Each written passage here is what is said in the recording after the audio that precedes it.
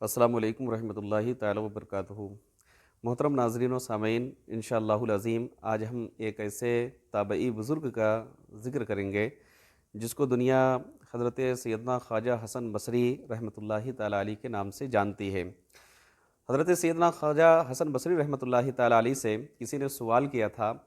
کہ آپ کے اندر دنیا میں پرہیزگاری کیسے پیدا ہوئی؟ تو حضرت خواجہ حسن بصری رحمۃ اللہ تعالی علیہ کا کتنا پیارا جواب ہے۔ آپ فرماتے ہیں کہ جب میں نے جان لیا کہ میرا رزق مجھ سے کوئی نہیں چھین سکتا، جو میرا رزق ہے وہ ضرور مجھے ملے گا، تو میں رزق کی طرف سے بے نیاز ہو گیا اور میں کوشش کرتا اللہ تعالیٰ جتنا میرے قسمت میں رزق رہتا وہ ضرور دیتا۔ میں ایک بات ابتدائی دور میں اور آپ کو بتا دوں کہ حضرت خواجہ حسن بصری رحمۃ اللہ تعالی علیہ جب آپ کا نام صوفیت میں یا اتنے بڑے بزرگ میں نہیں پڑا تھا، اس سے پہلے آپ جوہری تھے، یعنی ہیرے جواہرات کی تجارت کیا کرتے تھے۔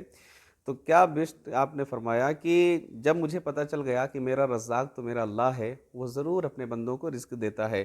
تو رزق کی طرف سے میں بے رغبت ہو گیا، بے نیاز ہو گیا، اس لیے میں اللہ پہ توکل کرنے لگا۔ دوسری چیز یہ کہ میں نے جب یہ جان لیا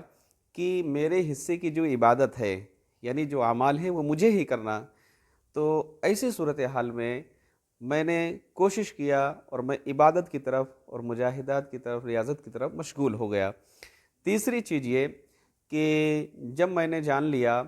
کہ موت تو برحق ہے،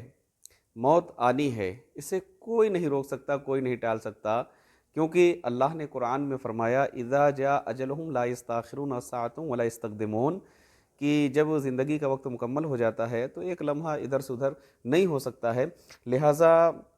ایسی صورتحال میں نے یہ جان لیا کہ موت آنی ہے اور اللہ رب العزت کی بارگاہ میں مجھے جواب دہ بھی ہونا پڑے گا۔ ایسی صورتحال میں موت کی تیاری میں لگ گیا، موت کی تیاری کرنے لگا۔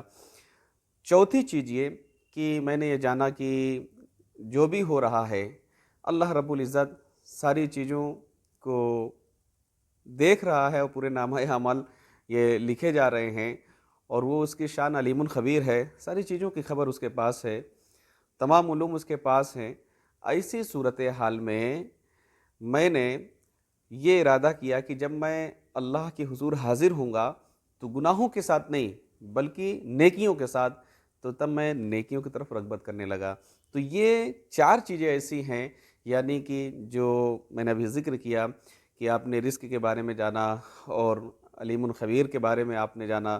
اور ساتھ ہی ساتھ موت کے بارے میں جانا اور عمل کے بارے میں جانا، تو ان تمام چیزوں کی بنیاد پر حضرت خواجہ حسن بصری رحمۃ اللہ تعالی علیہ کے دل میں خوف خدا پیدا ہوا، اور آپ ایک بہت بڑے پرہیزگار اور متقی صوفی بزرگ ہیں۔ تو آج کیا ہو گیا ہے کہ ہم لوگوں کو معلوم ہے کہ اللہ نے قرآن میں جو وعدہ کیا ہے وَمَا مِن دَابَّةٍ فِي الْأَرْضِ إِلَّا عَلَى اللَّهِ رِزْقُهَا، یعنی کوئی بھی زمین پر چلنے والا ایسا نہیں ہے جس کے رزق کا انتظام اللہ نہ کرے، باوجود اس کے کہ ہم لوگ دنیا میں، دنیا کی حرص و ہوس میں اتنے لالچ میں پڑے ہوئے ہیں کہ ہمیں احساس بھی نہیں ہوتا ہے۔ کبھی کبھی لوگ مایوس ہو جاتے ہیں، جبکہ اللہ نے قرآن میں خود فرمایا ہے لا تقنطوا من رحمت اللہ، اللہ کی رحمت سے نا امید نہیں ہونا چاہیے۔ جب ہمیں معلوم ہے کہ ہم جو بھی کرتے ہیں یہ کرامن کاتبین، یہ فرشتے ہیں، یہ تحریر کر رہے ہیں اور بارگاہ یزدی میں یہ سارے معاملات پیش کیے جاتے ہیں، تو ہمیں اپنے آپ کو گناہوں سے بچانا چاہیے۔ یہ بھی رب کا اٹل فیصلہ ہے کہ موت تو آنی ہے۔ قرآن نے کہا ہے کل نفس ذائقۃ الموت، قرآن نے یہ بھی کہا ہے کل من علیہ فان ویبقی وجہ ربک ذو الجلال والاکرام۔ تو ایسی صورتحال میں سب کچھ معلوم ہونے کے باوجود بھی آج ہم دنیا میں اتنے مگن ہیں، اتنے مست ہیں کہ تقوی و پرہیزگاری ہمارے اندر نہیں پیدا ہو رہی ہے۔ اکثر کیا ہوتا ہے کہ لوگ ریاکاری، دکھاوا کے لیے سارے کام کرتے ہیں، ایسے نہیں کرنا چاہیے۔ اللہ کریم ہم سب کو